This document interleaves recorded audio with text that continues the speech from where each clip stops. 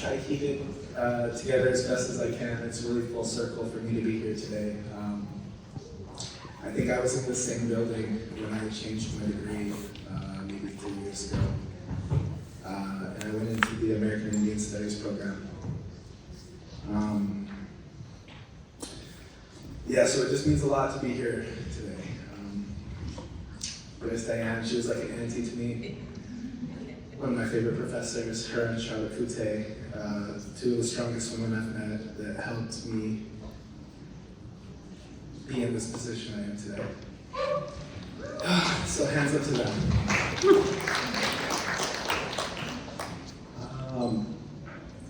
I'm gonna try to figure out how to rip this. So let's talk about the Makah Food Sovereignty Program. It all started maybe back in 2020 for me. When I graduated from the University of Washington, I had to do an internship over the summer. And I really didn't know what I was going to do. I wasn't in a position to have an internship, you know? You kind of just, you're an autopilot. Thankfully for me, and my mom, she knew Melissa Poe, she's back there, go see our food sovereignty program at Sea Grant. And they brought me on, and that was during COVID, so things were tough. We started to have an idea of what it meant to have food security in Neah Bay. And this has always been something important to me, dating back to maybe a year before I came back and finished school. I worked at a fish fry in Neah Bay. If you guys ever go out there, it's called Calvin's Crab House. Great place. But I worked almost every day, and I kept seeing elders come in every single day, the same elders. And they would just tell me how they loved coming there because it was the only place they had access to fresh seafood. And I thought about that for a long time. I have no problem eating fish and chips every day. I would do it. But for our elders, I just figured there had to be a better way to get them access to these resources. Fast forward a year, I was in a position to help develop the food program.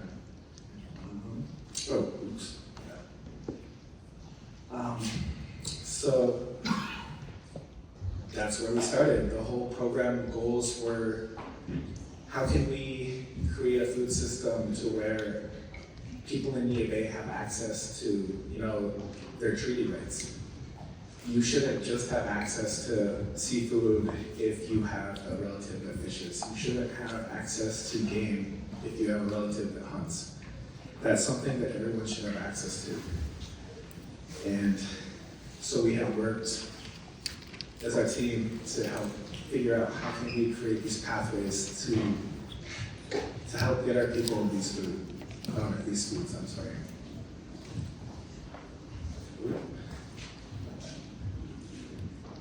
So from the start of the program, we've always had a goal of being grassroots. I've always had a big passion in grassroots. The community should have a say in what happens within the community. So at the very start, before anything even started happening, we started doing surveys throughout the community. I'm gonna grab my mouth is a little dry, I'm sorry, y'all. We started talking to the community about what they see and what they wanted to see. Everything from pre-K to elders. Just asking people. You have to get out in the community and ask, what do you see is going on with the food systems? What do you want to see? And a big thing for me that I noticed is there was a lot of barriers that you might not see from the outside looking in. We have elders that don't have the physical capabilities to go to the beach and harvest clams. We have young people in our community that don't have people to look up to that tell them how to harvest fish or how to go get an elk, or those sort of things. There was knowledge pathways that needed to be reinforced. So it took you really had to take a step back and look at how things were to get an idea of how we were able to fix these things. And for me personally, it was a big question of how can we help our people have access to traditional foods consistently. When you talk about traditional foods, before I get on to this next slide, it's a pretty tricky question. I think it was in Charlotte Coute's class my senior year. We did a project where you had to draw what you thought was a traditional food on a plate. And if I ask anyone in here, a lot of people would include like fry bread. That's what we associate with, but that's not a traditional food. You have to go a little bit deeper than that. And I didn't understand that when it was first told me. I was like, well, I grew up eating fry bread, that's traditional. No, you have to go just like a step further. Like salal, clams, halibut, salmon, salmon berries. Those are traditional foods, things we've had access to for hundreds of years, not government subsidies. So that always kind of stuck with me, and I talk about that a lot with my kindergartners, my first graders, my second graders. It's funny, a lot of them think hot dogs is a traditional food. Kids, they're hilarious. So when we started the food program, we did a lot of surveying. Like I said at the start, strong belief in having grassroots movements. And the position I was put in, we had to ask people, and I think it was in the grant narrative to where it said community driven. So that's what we did. We started surveying the community, we went out within the community, and we just asked people, what do you guys want to see that you're not seeing right now in terms of food sovereignty, food security?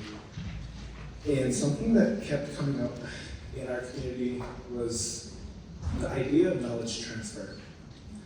And I didn't really have the best idea of what that meant for the longest time. And after you hear it so many times, it started to make sense. We have elders whose voices aren't being heard. We have youth without those role models. And the idea was just to connect those people to help the culture stay alive. If you don't reinforce those bonds, if you don't help, people's story be told, it's really hard to keep a culture alive. And that's just kind of been one of the mainstays of this project, was connecting our elders with our youth to, I feel like I'm still learning at the same time of what it means to be a sovereign nation and what it means to be, food security, food sovereignty. It's a never-ending cycle. When we gave out our first survey, we asked a few questions. One of the questions had to do with access. Is our community having access to foods that they should have access to? If I ask 10 people in Neah Bay, are they going to have salmon this summer? And 5 out of 10 say yes, there's a big issue there. Everyone should have access to fresh seafood. It shouldn't be a who-you-know basis. I think it's a tribal right to have access to foods that help. I'm not sure if I can word this right, but salmon is bigger than just something you eat. It's a cultural right. It helps spiritually. It's a part of who we are. Sorry. And I don't think that should be limited to like a who-you-know basis. I feel like every single person in our tribe should have access to that. And that's just something I didn't see happening. And it really makes me emotional. It wasn't happening. And we have to figure out a way to make it happen. Oh, I'm sorry. After we had our preliminary results of our survey, we found out maybe 35% of the tribe was getting access to seafood year-round. There was another 35% that had it here and there. Maybe my friend comes in from fishing and gives my mom halibut. And there was a large portion of people that never seen seafood year-round, or elk or anything. They just said they never seen it. They didn't have the connections, or they just, I don't know, it doesn't make sense to say it out loud, but they didn't have a means to get it. And it's not all right. It's not how it should be. I don't have any more right to have salmon than my next Makah. It's not how it should be. And this was really alarming for us. If my colleague was here, she could speak to that. Her name's Natalie Lowell. She graduated from UW, brilliant woman. I just told her, I was like, this isn't okay. We have to fix this. And it kind of resorts back to when I was working at the fish fry. The answer isn't serving our elders like fried food every day. We have to figure out a way to get access to these things for everybody. Oh, that's not supposed to be like.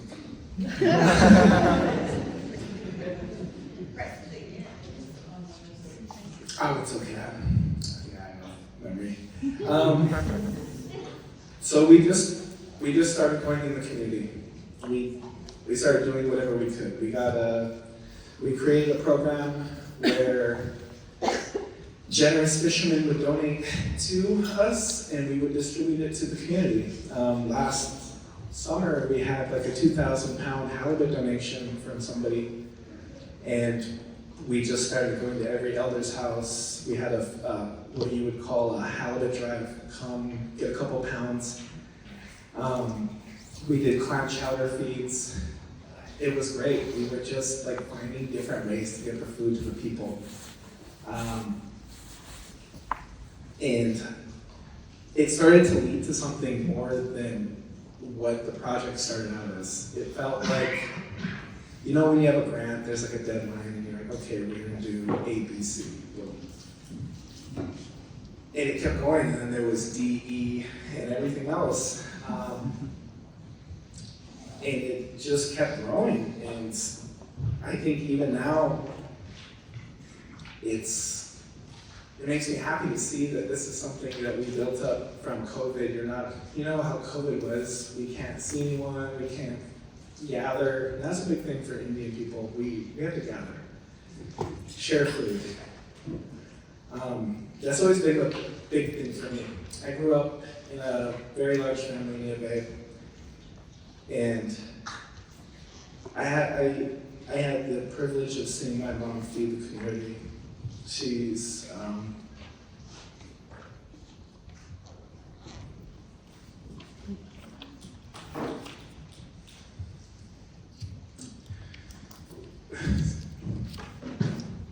seeing my mom do that helped instill a lot of the beliefs I have for, I'm sorry guys. It helped instill this idea of everyone has a right to have access to food, and food is healing. You can feed somebody and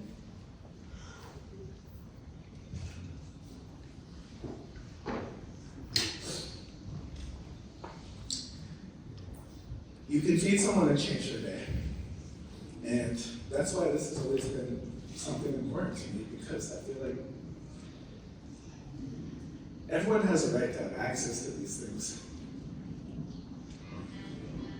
And getting back to what I was talking about, this project has kept growing. We have started to collaborate with so many different entities under us. One of them being the Nia Bay High School. we were so blessed to have the opportunity to have the funding available to help the Makah Neobay seniors build 8 smokehouses that would be placed around the tribe.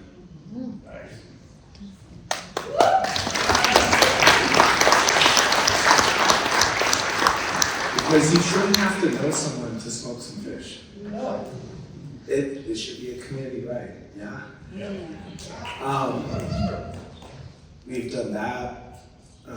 We have collaborated with it's kind of brand new out there. We got a Boys and Girls Club. It's pretty awesome. We're sponsoring them to get the kids a community garden built so they can get a little more hands-on things with traditional plants, traditional foods. I've always believed if you give people access to things, they're going to use them. The narrative has always been Native people aren't healthy. No, we haven't had access to healthy foods. So if we give our people access, we're going to make the best of it. So those have been really big steps for us. We also are in the process of purchasing the Neobay High School their own processing equipment, freezers, so they can do as they please. There's this man named Paco Monet, or Bill Monet, I'm sorry, that's his first name. He's a really passionate man.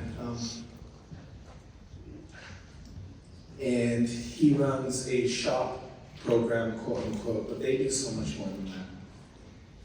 They have so much access to cultural practices. I think last summer we partnered with them and they were all filleting fish, they were smoking fish, they were canning fish, they were skinning deer. It was really cool to see. It was cool to see our kids engaged, and it was cool to see the culture alive. And that's kind of what this has been about for me. And I think that's kind of what it's been about for this program, is giving our youth the opportunity to give them the opportunity in general. And the way it keeps growing, the opportunities we have, it's really just amazing. And that's all you can really ask for is, someone told me when I was in college, you need to be a good ancestor. And that's something we have to practice every day and we have to live through. Shout out to Austin Shimacum, he's the one that told me that. Let's see what we have next here. Yeah, I've kind of talked past my slides a little bit. But no, I just want to take a chance to say thank you to everyone that took the time to be here. This really is full circle to me. I'm so blessed to stand in front of you all today. I think the first time I came to wǝtë I was a communications major. I had never been here. And my friend invited me. He's like, you gotta come check out the Longhouse, it's really cool. And they had like catering, I think it was like Mexican food, and we all studied, there's a room right over there. And I changed my major the next day. I was like, I got it. But it helped me find myself. And like I said, I'm so blessed to be here, and I'm so happy that I have this opportunity to speak for my people. And I think that's about it for me. Thank you guys.